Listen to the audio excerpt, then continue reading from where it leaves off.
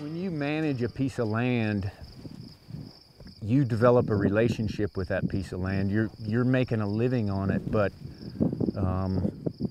ranchers are not outside of the ecosystem managing it. They're in the ecosystem trying to survive.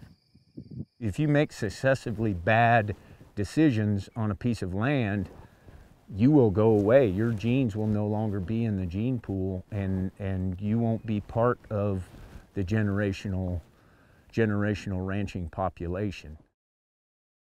A pretty small ranch, 14,000 acres of short grass steppe, 11 to 12 inches of annual precip, so 60 to 70 acre per cow type country.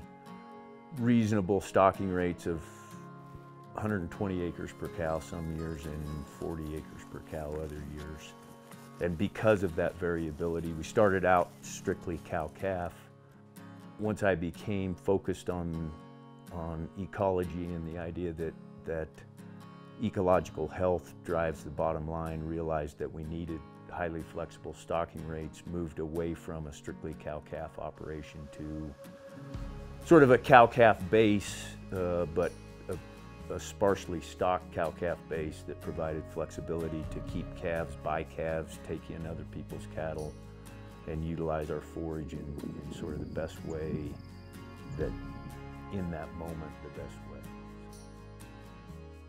In the early 2000s, I developed an EQIP contract with the NRCS, and we put in cross fencing. There were 9 barbed wire pastures originally, and we cross-fenced those into what today we have 36 pastures. And typical graze periods are 10 days, although that varies greatly, and typical recovery periods are, at one point I went to a minimum of 100 days recovery, and I think in the last, through the drought, my recovery averaged 1.5 to 2 years. In more normal conditions, my recovery average is about 250 days. I think a key driver to ecological focus was economic failure. Each management entity, each ranch is incredibly unique and requires the adaptations of a manager that fit their goals and their operation.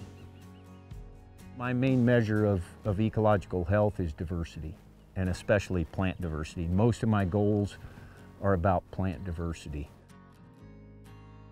I'm absolutely enthralled to have the Bird Conservancy of the Rockies with an ongoing bird monitoring program on this playa behind us. And the birds are the absolute best monitoring tool because they're mobile. And so if I'm doing my job right in managing the ecosystem, those birds will show up. And unfortunately, I don't have the skill to monitor those birds myself, but having the Bird Conservancy of the Rockies do that is key. Baseline for me, that there's a huge distinction between environmentalism and conservation. And I think this goes back to Teddy Roosevelt, Aldo Leopold. The sort of pioneers of conservation included a human component. And I think we went off the rails when we came up with the idea of environmentalism, which doesn't have a human component and is driven by separation of humans from any natural environment. Let's fence it off, leave it alone, and let nature do its thing. But there's a number of problems with that approach. I think the fundamental problem is that largely it doesn't work.